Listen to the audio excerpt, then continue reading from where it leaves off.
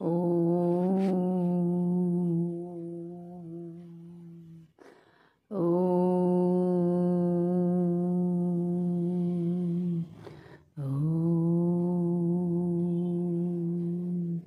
ओम सहनाववतु सहनौ भुनक्तु सह वीर्यं करवावहै तेजस्विनावधीतमस्तु मा विद्विषावहै।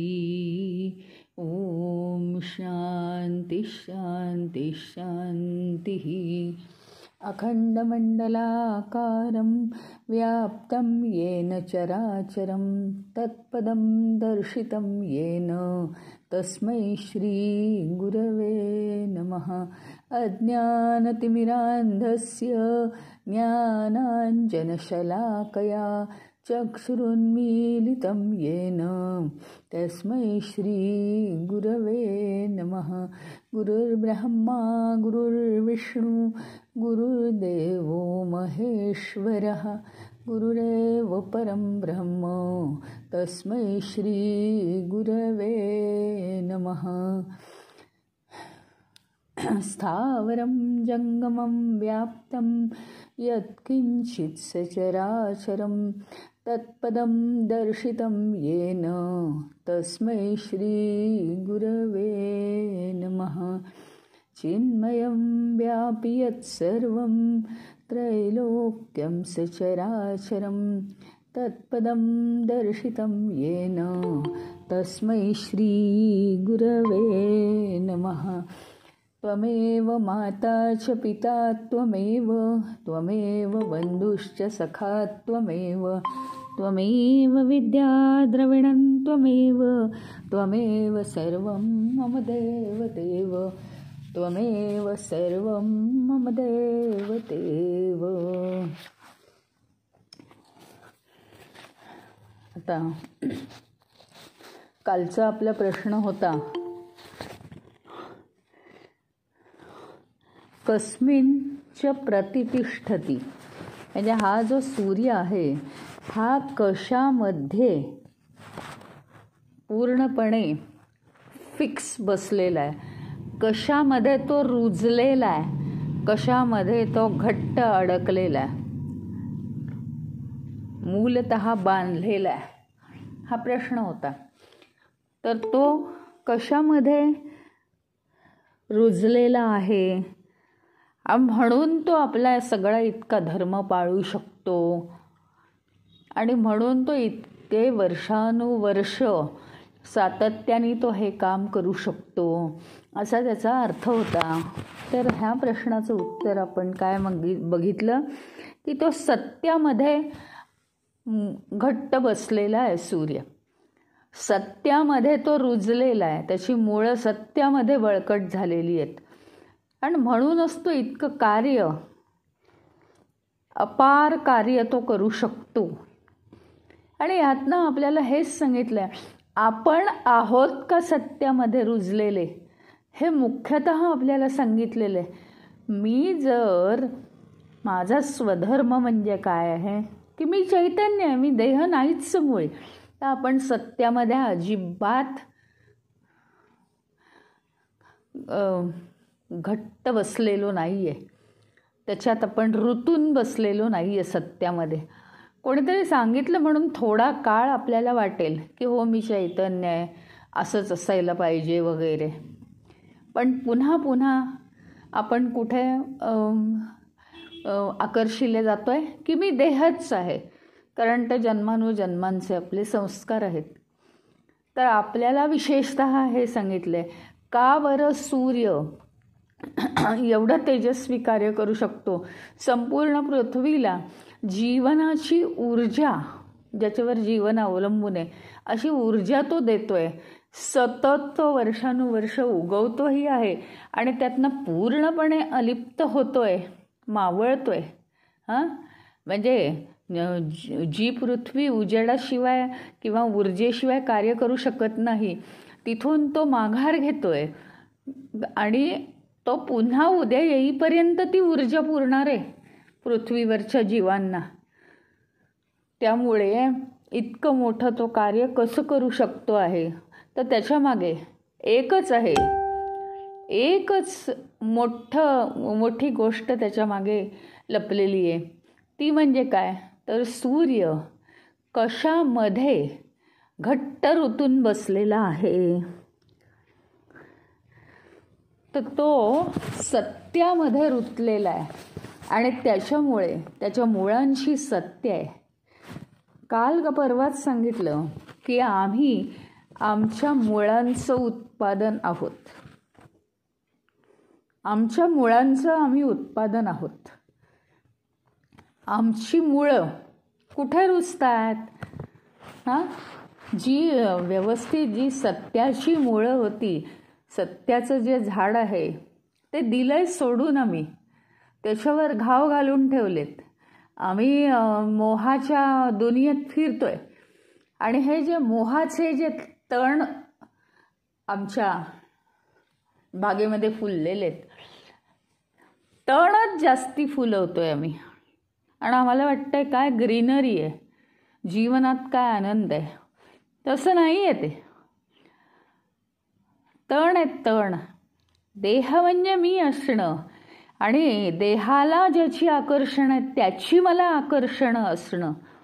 मनाला किंवा इंद्रियांना या वस्तुविषयांची आकर्षण आहे ती मला असणं म्हणजे अत्यंत खालचे विचार आहेत हे. म्हणूनच आम्ही आमच्या मुळांचे उत्पादन आहोत. आमचे हे विचार असे का आहेत?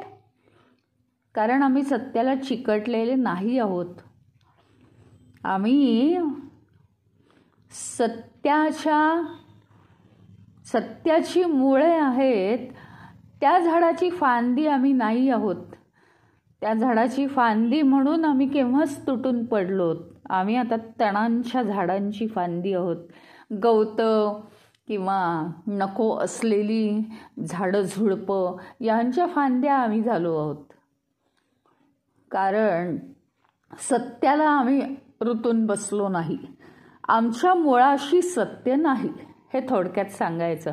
हा सगळ्यात महत्त्वाचा मुद्दा आहे. आणि ह्याच्यासाठी त्याच्यामुळे काय होतं, आपण जर देह नाही आहोत आणि तरी आपण म्हणतो की मी देह आहे, त्या देहाशी संबंधित असलेलं सगळं आपल्याला चिकटतंय. खरं तर काय आहे माहिती का, कायम हा सूर्य परमतत्वात राहतोय. कायम तो सत्यामध्येच रुजलेला आहे घट्टपणे. आणि तरी सुद्धा हे जी सृष्टी आहे या सृष्टीमध्ये सापेक्षतेने राहतोय. तो सापेक्षतेने राहणं म्हणजे काय, आपण व्यवहारामध्ये असं म्हणणार नाही सगळं ब्रह्म एकच आहे, आता तू चहा पी म्हणजे मला बरं वाटेल, असं आपण म्हणणार नाही की नाही. ह्याला काय म्हणायचं माहिती का, की सापेक्षतेने राहणं. सापेक्षतेने राहणं म्हणजे काय, या सांसारिक जगामध्ये जसं अपेक्षित आहे तसं राहणं, पण तरी सुद्धा सत्याला न सोडणं. संपूर्ण परमात्म स्वरूपात हा सूर्य कायम राहतो आणि तरीही तो सापेक्ष दुनियेत तो कायम प्रभावीपणे कार्य करू शकतो. जे कार्य करायचंय ते प्रभावीपणे करायचंय. कोण आलं त्यांच्याशी गोड बोलायचंय, स्वागत करायचंय, सगळं करायचंय.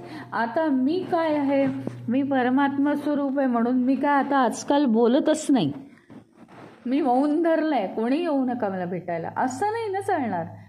जे आले त्यांचं स्वागत, सगळं झालं पाहिजे. म्हणजे सगळी नियतकर्मसुद्धा एकदम चांगली व्यवस्थित.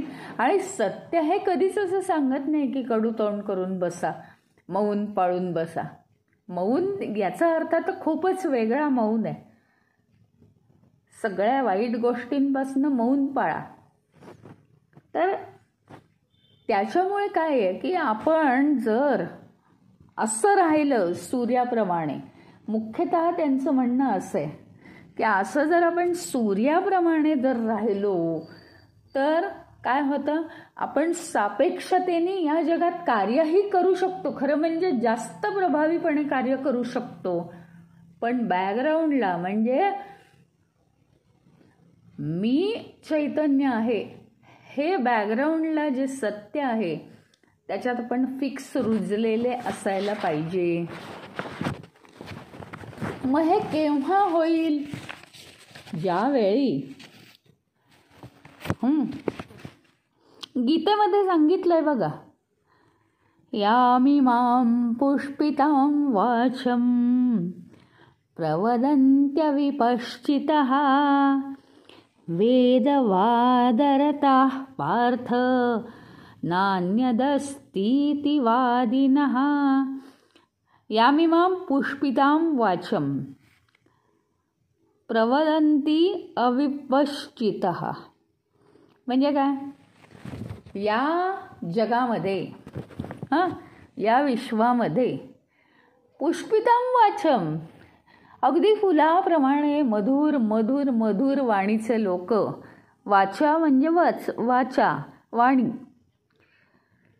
प्रवदन्ति अविपश्चितः, ते कसे वागतात, कसे बोलतात. प्रवदन्ति विशेषत्वानी वदन्ति, बोलतात. कसे बोलतात ते? अविपश्चितः, अविवेकाने बोलतात, नाही खूप गोड गोड गोड गोड बोलतात. पण काही अर्थ आहे का? सगळं भोगांनी भरलेलं जीवन आहे त्यांचं,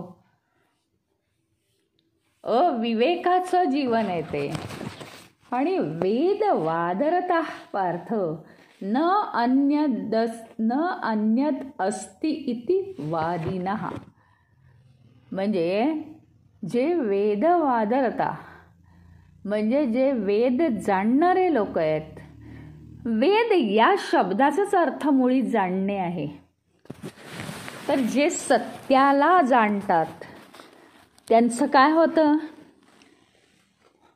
ते दुसरे लोक न अन्यत अस्ति इति, ते याप्रमाणे कधीच वागत नाहीत. ते सत्याला धरून वागतात. ते सत्याला धरून वागतात नेहमी आणि सत्याचीच कास धरतात. मग कोणते लोक सत्याची कास धरतात? जे सत्याला जाणतात. ह्याचाच अर्थ काय? ज्यांना सत्याचं महत्त्व पटतं आणि जे भोगांमध्ये अडकत नाहीत. कामात्मान स्वर्गपरा जन्मकर्म फलप्रदां क्रिया विशेष बहुलां भोगैश्वर्य गतिं प्रती. कामात्मान म्हणजे कामना करणारे, इच्छा करणारे. हे जे लोक आहेत, जन्मकर्म फलप्रदाम, जन्मजात आपल्याला कर्माची फळ मिळालेली आहेत. आणि हे जन्मजात मिळालेली जी कर्माची फळं आहेत, क्रिया विशेष बहुलाम, आणि सतत वेगवेगळ्या क्रिया करून ते काय करतात? भोग ऐश्वर्य गतिं प्रती, भोग आणि ऐश्वर्य मिळवण्याचे ते प्रयत्न करतात.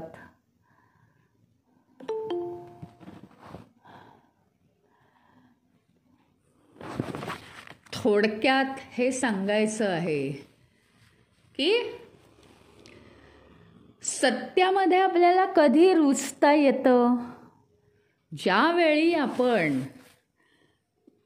इतर या सांसारिक गोष्टी किंवा सांसारिक इच्छांपासून आपण जेव्हा दूर जातो, म्हणजे आवश्यक त्या सगळ्या गोष्टी करायच्या आणि एक भाव सोडायचा नाही आहे की सूर्याची सापेक्षता किती महत्त्वाची आहे, तो किती अगदी यथार्थपणे त्याचं कार्य पार पाडतोय.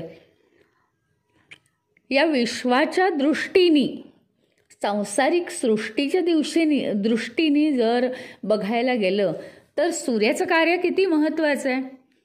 आता तिथे तो कर्मयोगी असल्यासारखा, म्हणजे योगी असल्यासारखा, ध्यानस्थ बसल्यासारखा तो करणार नाही. ते करत असताना सुद्धा तो सत्यात रुजलेला आहे, हे महत्त्वाचं आहे. आणि परत उलटं चक्र आहे म्हणजे ते, की तो सत्यात रुजलेला आहे म्हणूनच तो हे सापेक्षतेचं जीवनसुद्धा विशेष रीतीने जगू शकतो. याला खूप महत्त्व आहे. आता हा आपल्याला महत्त्वाचा संदेश मिळालेला आहे की सत्याची कास धरायला पाहिजे आणि मी म्हणजे चैतन्य आहे, मी हा देह होऊ शकत नाही, हे ठरलं. आता मग आता जर सत्याची कास धरायची तर काय आवश्यक आहे? यक्ष प्रश्न उपनिषदातलेच विचारतो आहे, पण अत्यंत वेगळ्या पद्धतीने. ते प्रश्न विचारल्यावर ते प्रश्न अतिशय साधे सोपे आहेत असं वाटतंय, पण लिंक लागली की कळतंय. त्यांनी मागच्या प्रश्नांना धरूनच हे प्रश्न विचारलेत आणि म्हणून लोक काय करतात, उड्या मारतात मग, की हे सगळे प्रश्न एकसारखे आहेत असं वाटतं. तसं ते नाही आहे. जशी भगवद्गीता कशी थोडी थोडी थोडी पुढे सरकते आणि सर्वसामान्य माणसाला तसंच समजणार आहे, पण त्यातले विशेष श्लोक फक्त लोक घेतात. आता मागच्या प्रश्नाला धरून, मागच्या प्रश्नांना अनुसरून इथे यक्ष प्रश्न विचारतोय. प्रत्येक वेळी ती लिंक आपल्याला लागली पाहिजे. पुढचा आता 5वा प्रश्न असा आहे, केनस्विन् श्रोत्रिय भवति. म्हणजे काय? श्रोत्रिय ह्याचा अर्थ विद्वान. श्रोत्रिय श्रवण करणारा म्हणजे काय? श्रवण म्हणजे काय? नुसतं ऐकणं थोडी आहे. श्रवण म्हणजे नुसतं ऐकणं नाही आहे, लक्ष देऊन ऐकणं आहे. मनापासून सहृदयतेने ऐकणं म्हणजे श्रवण आहे. मग असा श्रोत्रिय म्हणजे श्रवण करून विद्वान.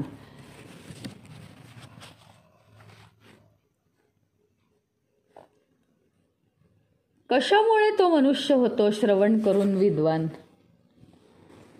तर श्रुतेन. श्रुतेन म्हणजे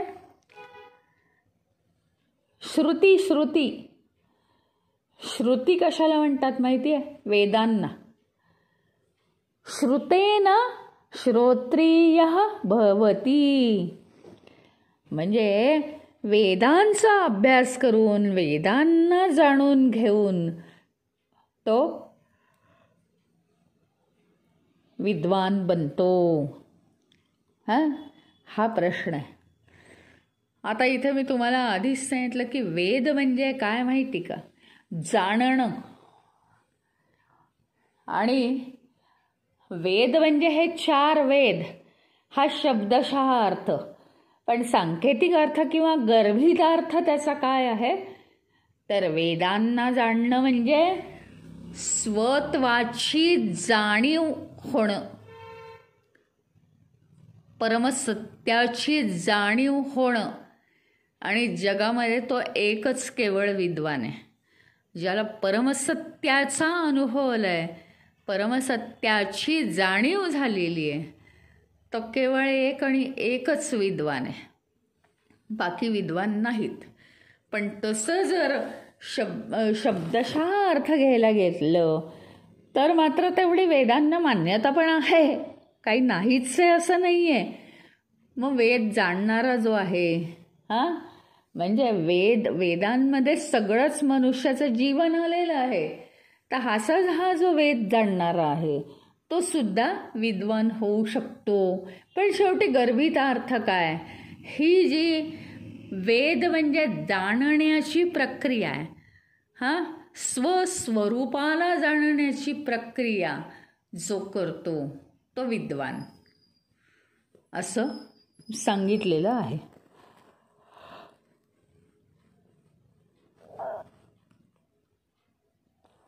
मग आता श्रोत्रिय या शब्दाचा आपल्याला अर्थ समजावून घ्यायचा आहे. काय आहे? ज्यांनी वेद ऐकून बरं का, सगळ्या गोष्टीच महत्त्वाच्या आहेत त्यातल्या. ज्यांनी आत्तापर्यंत वेद ऐकून त्याच्यावर प्रभुत्व मिळवलेलं आहे,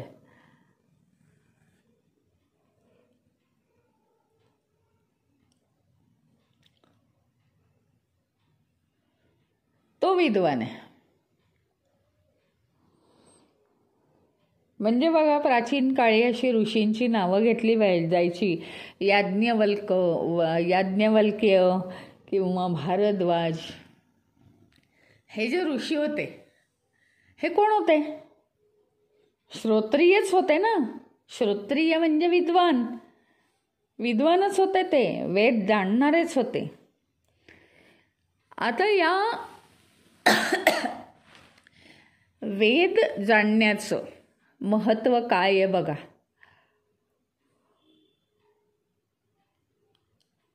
प्रत्येक गोष्टीचा आपण जर तेवढा अभ्यास केला तर आपल्याला समजू शकतं की वेद हे कसं पूर्वी शिकवायचे.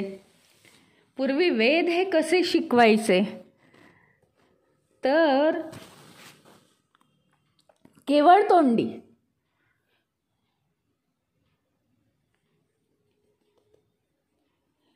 ते जे गुरु होते ते गुरूंनी ते मुखोद्गत केले. आता मुखोद्गत केले म्हणजे त्यांच्याजवळ काही वेद नव्हते.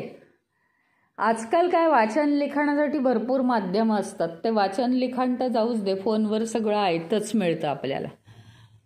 कोणी कोणाला काही द्यायची गरज नाही आहे. पण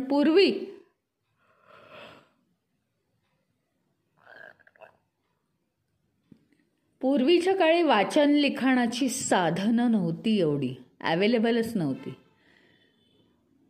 त्यामुळे काय करायचे लोक, आणि मुख्यतः ती गुरुकुलाची पद्धतच तशी होती. मग गुरुकुलामध्ये काय करायचं, केवळ ऐकायचं. आणि ते ऐकल्यानंतर आज जसे मुलं धोपटी तशीच ठेवून देतात उद्या शाळेत जाईपर्यंत.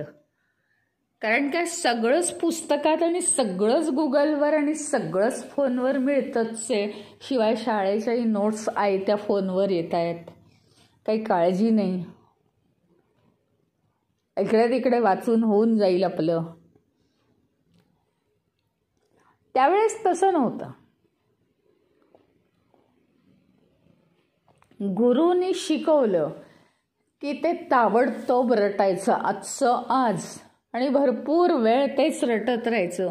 पूर्ण दिवसाचा वेळ तेच सारखं म्हणायचं. आणि त्या दिवशी शिकवलेलं सगळं पाठांतर करून टाकायचं. असा तो काळ पूर्वीचा. यामुळे व्हायचं काय माहिती का, सगळ्यात पहिली आणि महत्त्वाची गोष्ट, गुरुनी आपल्याला काय शिकवलंय, म्हणजे इथे गुरुचं जरा महात्म्य होतं.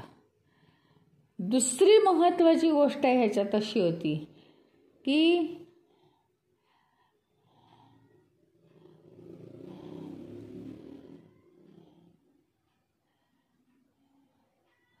गुरुनी जे शिकवलेलं आहे ते व्यवस्थित जाणून घ्यायचं आपण. वाचन लिखाणाची साधनं उपस्थित नसल्यामुळे गुरुकडे सुद्धा वेद नाही आहेत. तुम्हाला दाखवायला काही नाही. आज म्हणजे काय, काही नसेल तर काय करतात, तुमचं पुस्तक दाखवा, आम्ही फोटो काढून घेतो. म्हणजे कसलीही चिंता नाही. पण त्यावेळी ती जी सिस्टीम होती ती अत्यंत महत्त्वाची होती.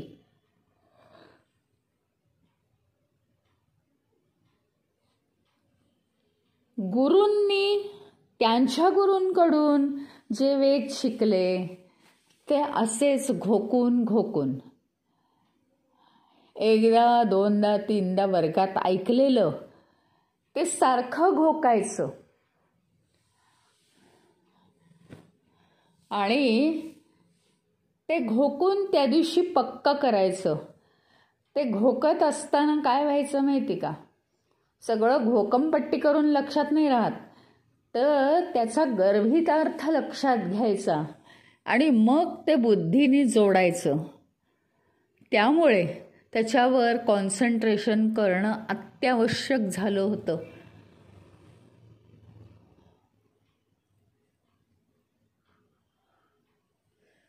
पूर्णपणे त्याच्यावर कॉन्सन्ट्रेशन असायचं. हे त्या पद्धतीचे फायदे आहेत. श्रवण कौशल्य अतिशय उत्कट उच्च व्हायचं. श्रवण कौशल्य हे इतकं लक्षात ठेवून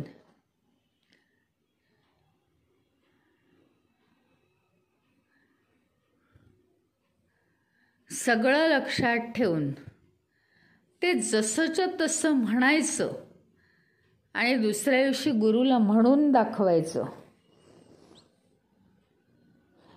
श्रवण कौशल्य तर अगदी उत्कट होतं.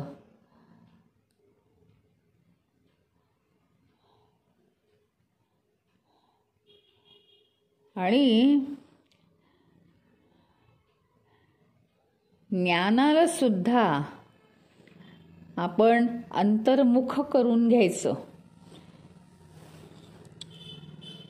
म्हणजे ज्ञानाचं आपल्या हृदयामध्ये चिंतन करायचं.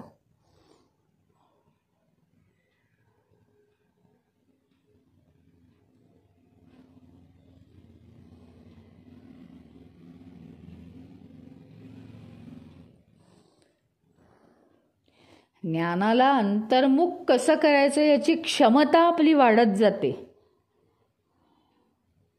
आणि मग हळूहळू त्याच्या आवश्यकतेनुसार आपण चिंतन करायला लागतो. आपण ते लक्षात ठेवण्याचा प्रयत्न करायला लागतो.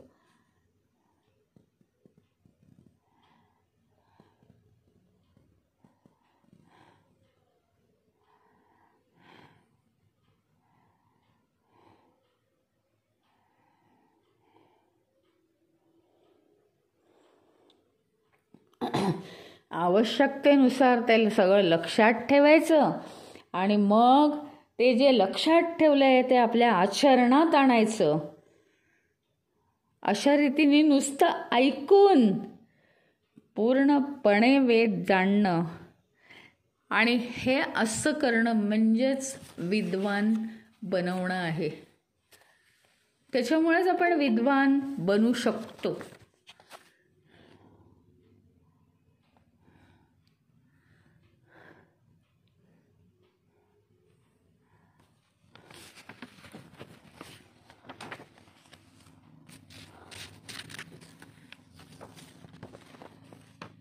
हे प्रोसेस का दिली आहे, कारण त्याचं एवढंच आहे की आपण दररोज एखादी गोष्ट ऐकतो.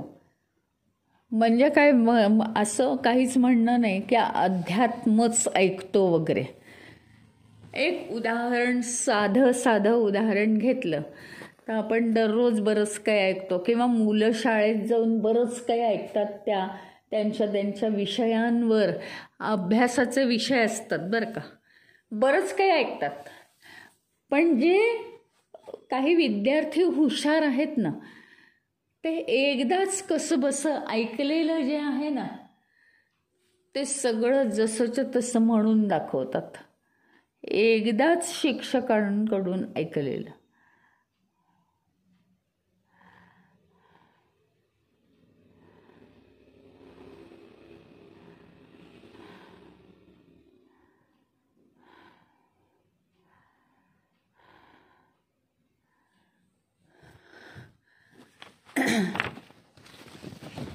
आणि काय करतात ती मुलं, लक्ष देऊन ऐकतात किंवा काहीतरी लिहायला सांगितलं आहे गृहपाठ, तर तो गृहपाठ जो लिहायचा आहे ना, लिहिता लिहिता त्यातले शब्द अगदी पूर्णपणे मेमरीत जातात आणि ते त्यांच्या लक्षात येऊन जातो अर्थ. पण काही मुलं लिहितात तर नुसतेच लिहित बसतात. लिहिताना काय लक्षात राहतं म्हणतात, मग वाचायला घेतात. मग वाचायला घेतलं की त्यांचं ते वाचनात लक्ष लागत नाही. मग तर कसं बसं लक्षात ठेवण्याचा प्रयत्न करतात. अशी गोष्ट आहे. पण मग वेदांना जर जाणायचं असेल तर आपल्याला पूर्वीची गुरुकुल पद्धती आपल्याला आचरली पाहिजे. आणि त्याच्यामुळे गुरुकुल पद्धती काय आहे ह्याचं इथे वर्णन केलेलं आहे. म्हणजे खरंच सांगायचं म्हणजे आपलं जीवन हे काय अपेक्षित आहे आपल्याला जीवनाचं. आज आपण जे ऐकतो आहोत किंवा 2 आपली उपनिषदं झाली, त्यांच्यामध्ये जे आपण ऐकलं आहे, त्यांच्यामध्ये जे आपण ऐकलं आहे ते लगेच गेलं आहे का मेंदूपर्यंत, का विचार करायला लागला आहे? विचार करायला लागला आहे आपल्याला. आणि तो विचार करून सुद्धा काही वेळा तो विचार जरा बाजूला पडला आहे विषयाच्या, असंही आपल्याला झालेलं दिसतंय. ह्याचा अर्थ काय आहे? नेमका ह्याचा अर्थ काय आहे? त्यांनी सांगितलं, गुरुकुल पद्धतीमध्ये जे शिक्षक गुरु आपल्या शिष्यांना सांगतायत किंवा शिकवतायत, जे शिक्षक त्यांच्या शिष्यांना सांगतायत किंवा शिकवतायत, हे देत आहेत, संथा देत आहेत, जे काय आहे ते, त्याच वेळी ते बऱ्याच अंशी साधकांना कळतं, विद्यार्थ्यांना शिष्यांना कळतं की कसं करायचं आहे आणि काय केलं पाहिजे. हे कळतं, हे तर महत्त्वाचंच आहे. याहूनही अधिक महत्त्वाचं काय आहे की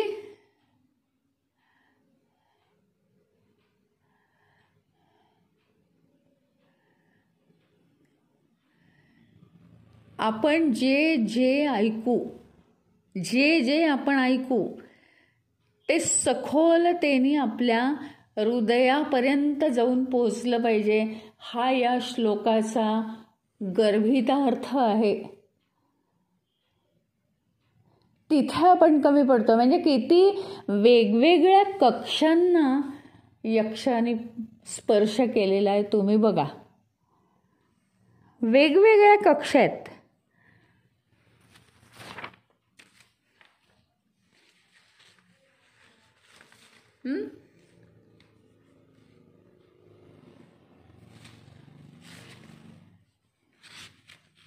प्रश्न काय आहे? श्रोत्रिय कोण बनतो? श्रोत्रिय म्हणजे शास्त्र जसंच्या तसं ऐकून ते जसंच्या तसं ॲप्लाय कोण करतो आणि तो विद्वान बनतो. असं विद्वान कसा बनतो? तो कशाच्या साह्याने बनतो विद्वान? हे त्यांनी विचारलेलं आहे. आणि त्याच्या अंडर या इतक्या प्रोसेस काय? पहिली प्रोसेस काय आहे? ह्याच्या आधीचा प्रश्न काय आहे? सत्यात एकतर रुतलेला आहे तो सूर्य, त्यामुळे त्याला कशी सवय आहे? या सापेक्ष जगामध्ये सुद्धा कितीही शाश्वततेमध्ये मुरलेला असला, तो रुजलेला असला तरीसुद्धा सापेक्षतेच्या विश्वामध्ये त्याला उत्तम रीतीने वावरायचं आहे आणि उत्तम कर्म करायचंच आहे.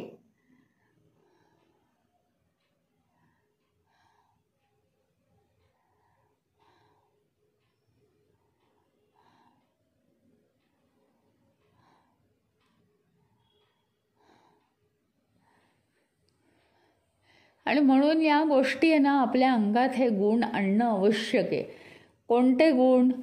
की गुरु आपल्याला एकदाच सांगणार आहे, म्हणवून घेणार आहे, आपल्याकडून ते तो म्हणवून घेणार आहे. पण ते श्रोत्रिय बनून ऐकलं पाहिजे. श्रोत्रिय म्हणजे काय? कान हाच आपला आत्मा झाला पाहिजे. कान हेच आपलं हृदय झालं पाहिजे. किंवा असंही म्हणतात, सर्व शक्ती कानांमध्ये एकवटून तो ऐकत होता. असं आपल्याला केलं पाहिजे. गर्भितार्थ त्याचा जाणून घेतला पाहिजे त्याच क्षणी. ज्या क्षणी आपण ऐकतो त्या क्षणी गर्भितार्थ जाणणं हे केव्हा जमतं माणसाला? ज्यावेळी तो एकाग्र चित्त होतो तेव्हा. हा फार मोठा प्रॉब्लेम आहे की तो एकाग्र चित्त केव्हा होतो. आणि एकाग्र चित्त झाला तरीसुद्धा त्याला अहंकार अडवतो. म्हणजे आपल्याला कोणता गुण शेवटी अंगात आणण्याची गरज आहे? तर बुद्धीचा एकमुखीपणा, एकाच दिशेला खणखणीत एकाच बाजूला ती केवळ तोंड करून उभी आहे.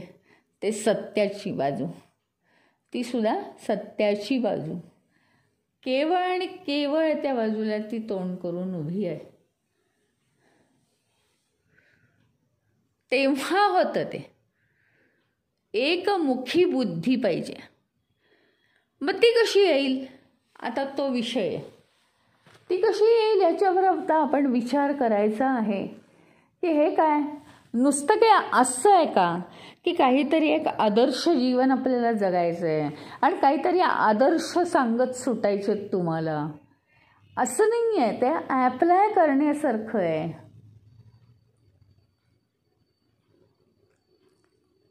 आता बघा, हे जे सांगितलेलं आहे की पूर्वीची गुरुकुल पद्धती ही अशी होती.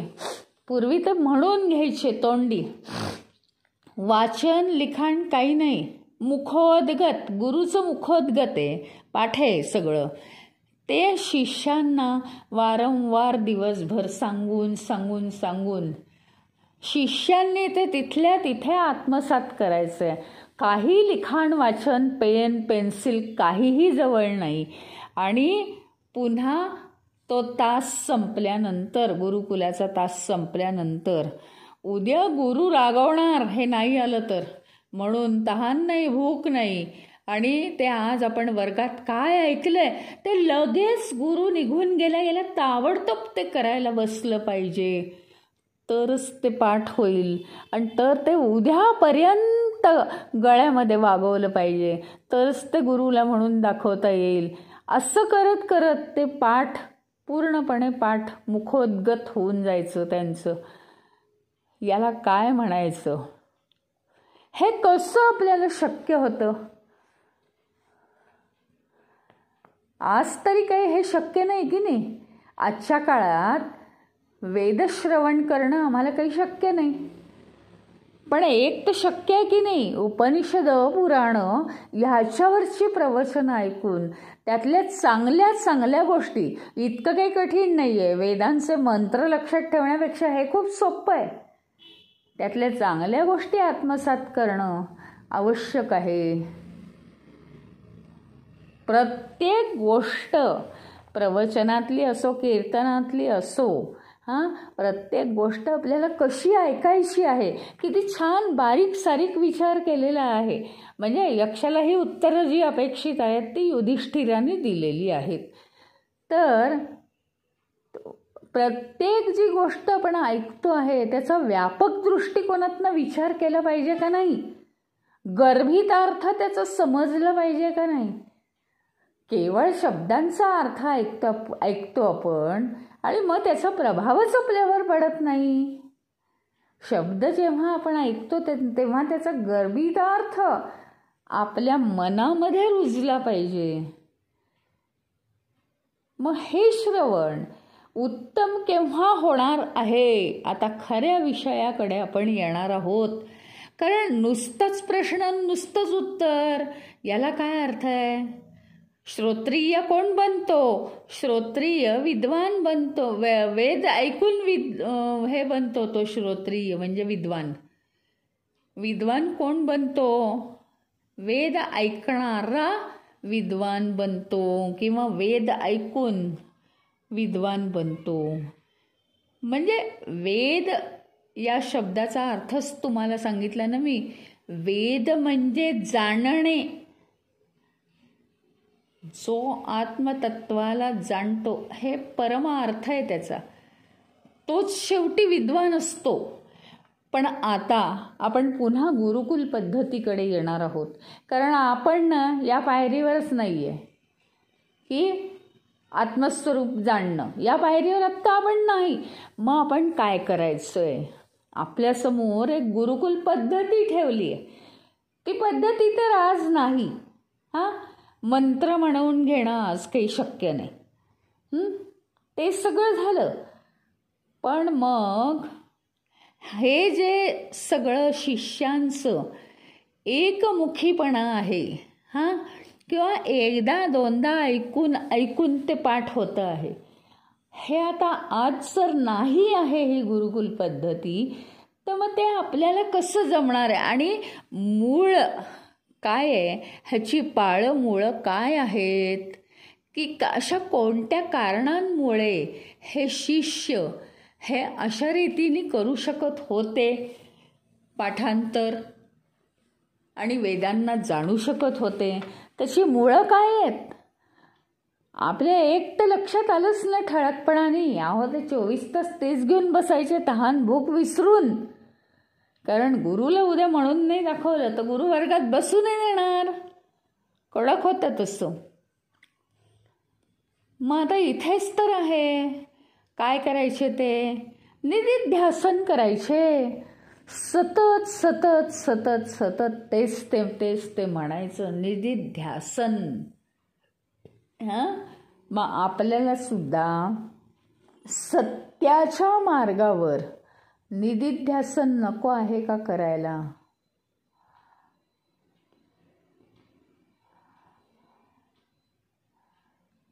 निदिध्यासन करण्याची आपल्याला अत्यंत गरज आहे.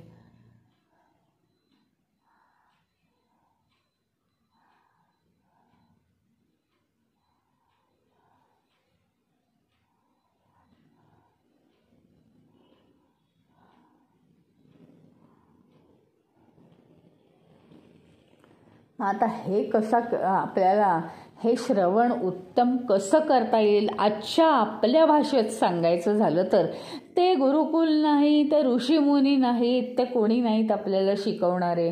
मग आपण आता त्यांनी सांगितलेला जो दुसरा मार्ग आहे की प्रवचनं आणि हे उपनिषद आणि पुराण यांची प्रवचनं आपण कशी काय ऐकणार? मग तर काय आहे, मायेचे जे विषय आहेत, मायेचे विषय, त्या मायेच्या विषयांचं चिंतन आपल्याला कमी केलं पाहिजे, बंद केलं पाहिजे. अगदी छोटी गोष्ट आहे हो. शाळेत जाणारा मुलगा आहे, साधारण 6वी 7वीत, वय लहान आहे. काय असतं, मुलं मोठी झाली की घाबरतात आईवडिलांना आणि त्या धाकाने ते अभ्यास करतात. हा मुलगा अल्लड आहे, काहीच कळत नाही, आई रागवते, पण तरीसुद्धा काय तो बसलाय अभ्यासाला. आईला उत्तर द्यायची आहेत आता प्रश्नांची म्हणून करतोय. पण काय मनामध्ये काय चाललंय सगळं, की अरे अजून हा आपला मित्र कसा नाही आला ग्राउंडवर बोलवायला, मग तो आला पाहिजे. मग त्याने एक हाक दिली की हा चालला.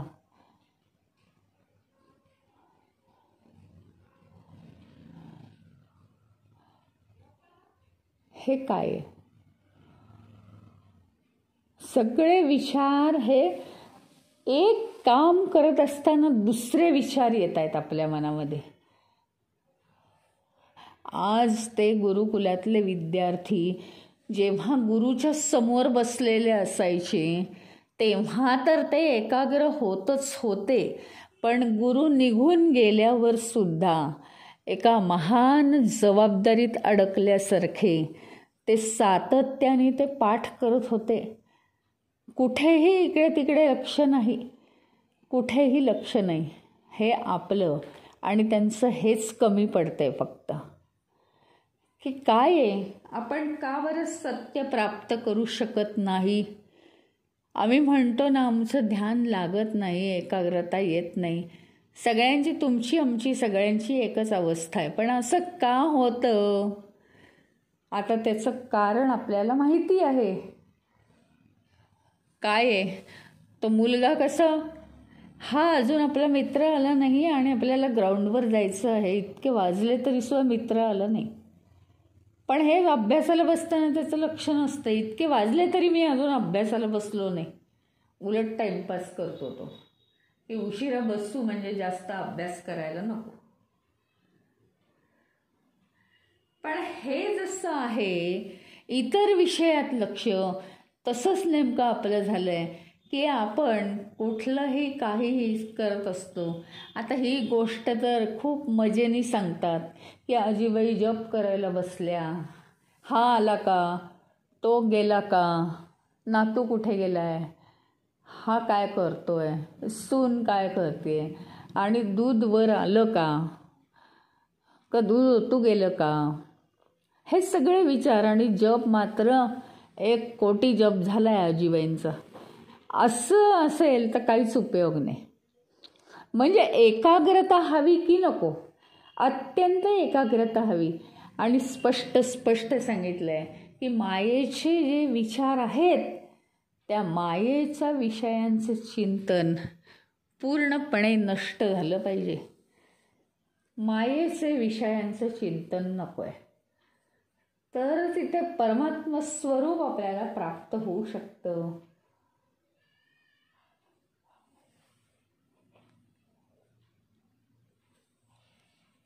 मायेचे विषय नसले की होणारे काय माहिती का, आपली भोगी वृत्तीच नष्ट होणार आहे.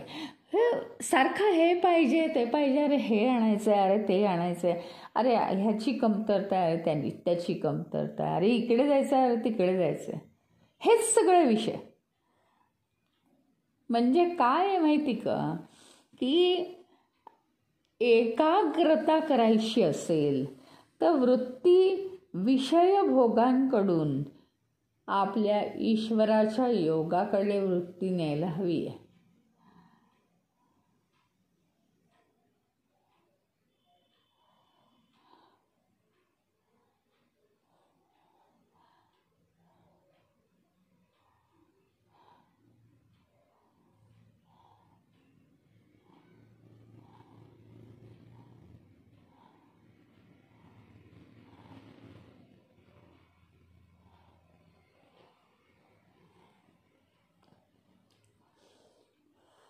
आणि काय, नुसतीच विषयांची वृत्ती जी आहे, भोगी वृत्ती नको आहे. विषयांमधनं ती वृत्ती निघून ईश्वराशी योग कसा साधला जाईल हे कळलं पाहिजे आपल्याला.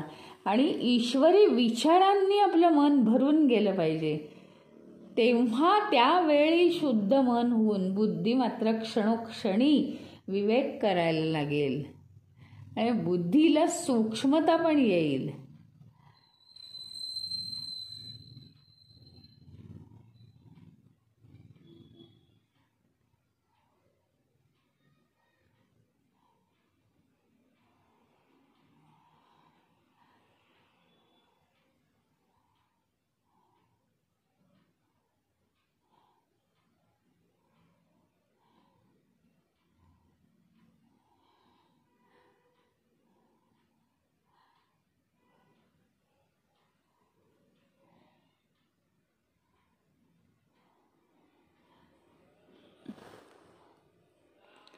मुख्य म्हणजे काय की वृत्ती विषय भोगातून निघाली पाहिजे आणि ईश्वरी विचारांकडे ती वळली पाहिजे. म्हणजे संपूर्ण मन हे ईश्वराच्या विचारांनी भरून गेलं पाहिजे, तरच आपली बुद्धी क्षणोक्षणी विवेक करायला लागेल. आणि बुद्धी सूक्ष्म झाली तरच हे दिव्य ईश्वराचं परमतत्वाचं चैतन्य हे आपल्याला करता येईल. तर केवळ म्हणजे एकच एक चिंतन जर आपण केलं,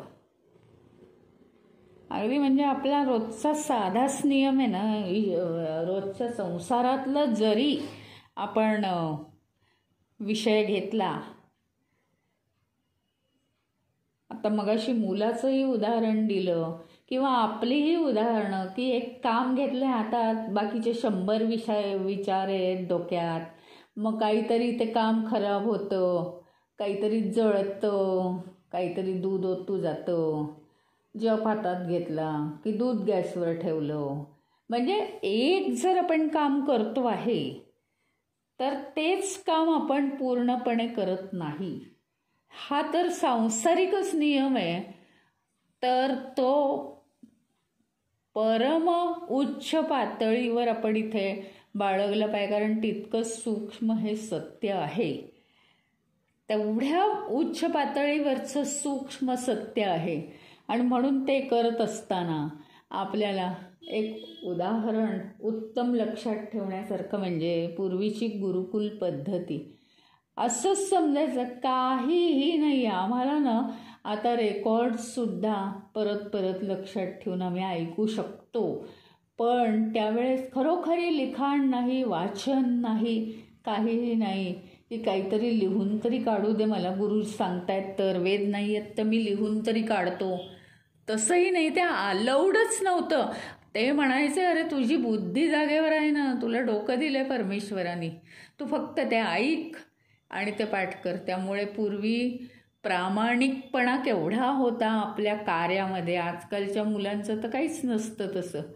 आणि मुलांचं वगैरे असं मी म्हणत नाही पर्टिक्युलरली, पण आपल्याला आता साधनं खूप झाली आहेत, सुखसोयी खूप झालेल्या आहेत.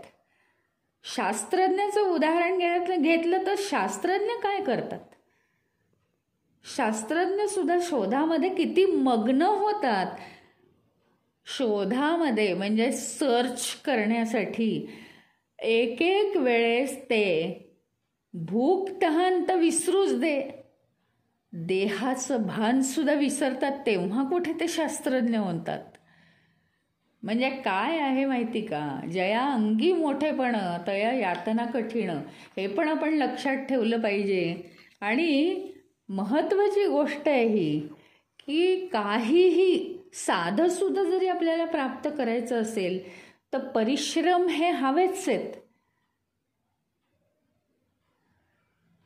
मग काय का नाही करायचे आहेत परिश्रम? आणि परिश्रम हे कसले परिश्रम?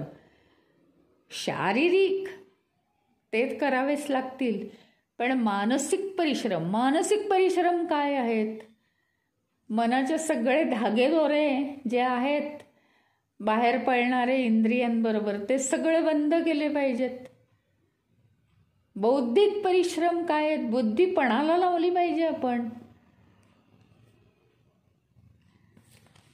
त्यामुळे बारीक सारीक गोष्टींचा आपल्याला विचार करावा लागणार आहे. मग आपण कसं शिकलं पाहिजे? कसं शिकायला पाहिजे आपण? की एकतर वयाची अट नाहीच आहे काहीही शिकायला. शिकायला म्हणजे काय? कोणतीही गोष्ट अनुभवायला, कोणतीही गोष्ट प्राप्त करायला वयाची अट नाही आहे शास्त्र शिकण्यासाठी. कुणीही आणि कितीही कठीण गोष्ट शिकू शकतं. मग काय काय गरज काय काय आपल्याला?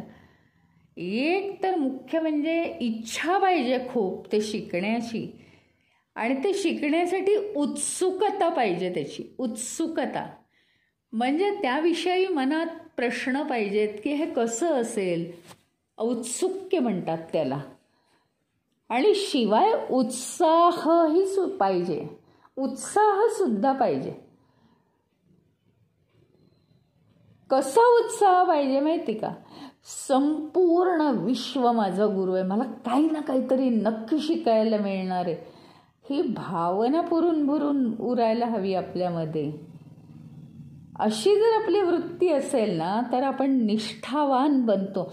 निष्ठा आपली असेल त्या कार्यामध्ये तर आपण ते करतो म्हणजे करतोच. आणि ही वृत्ती आपल्याला परमज्ञान मिळवण्यासाठी उपयोगी पडणार आहे. त्यामुळे आपल्याला तर माहितीच आहे ना, भागवतामध्ये जी काय म्हणायचं त्याला गुरुगीता आहे ना, भागवतामध्ये गुरुगीता, त्या गुरुगीतेमध्ये दत्तात्रेयांनी हे सांगितलेलं आहे की त्यांची अशी मनाची धारणा झाली होती, अरे मला प्रत्येक जण काहीतरी शिकवतोय. आणि मग त्यांनी 24 जणांना गुरु केलं. 24 जणांकडनं काय काय छोट्या छोट्या गोष्टीसुद्धा ज्या माझ्यात नाही आहेत त्या मी शिकतोय. ही जर वृत्ती निर्माण झाली तर ती गोष्ट छोट्या गोष्टीपासून मोठ्या गोष्टीपर्यंत आपण प्राप्त करू शकतो.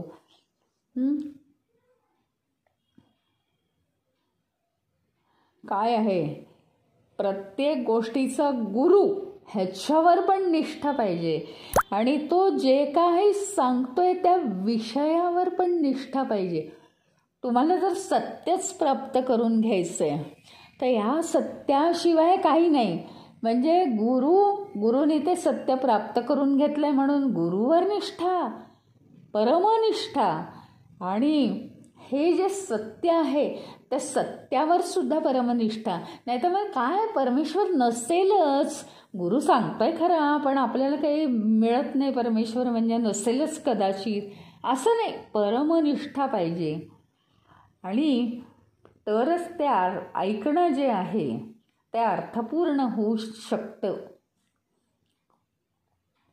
आणि ते जे अर्थपूर्ण ऐकलं ना आपण तर मनातला अनादर, शंका, मनातल्या विकृती सगळ्या नाहीशा होतात. ही जर निष्ठा ठेवली, निष्ठा आली की समर्पित भाव आलाच. समर्पित भाव आला की अहंकार दूर झालाच.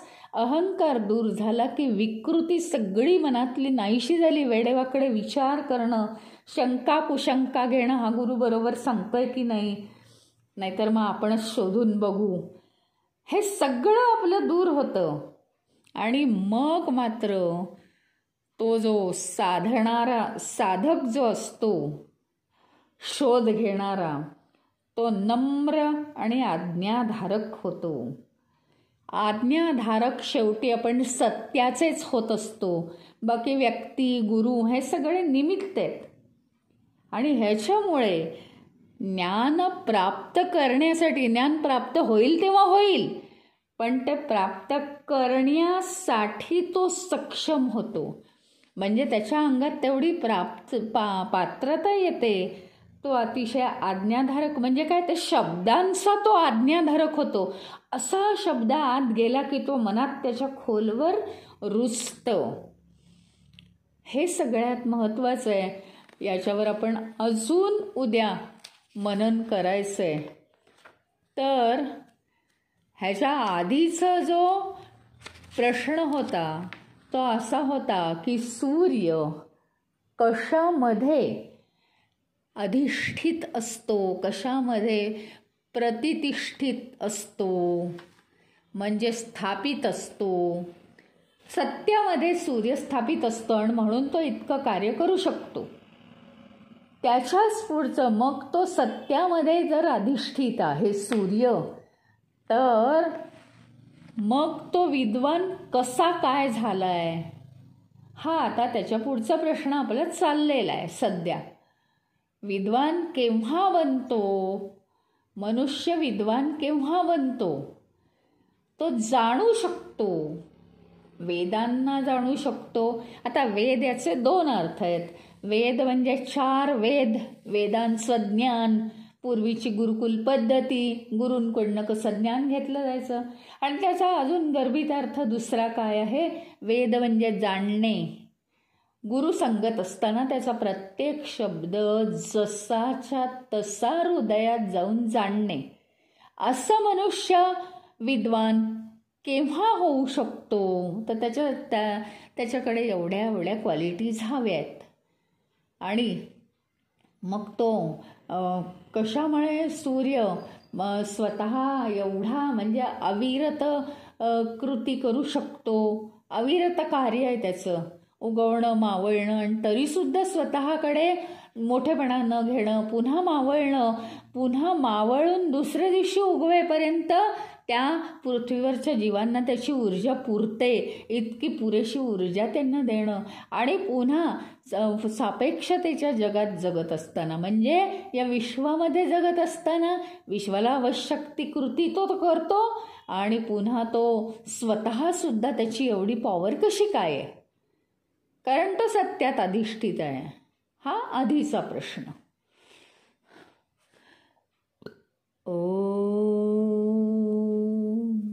ओम पूर्णमदः पूर्णमिदं पूर्णात् पूर्णमुदच्यते पूर्णस्य पूर्णमादाय पूर्णमेवावशिष्यते.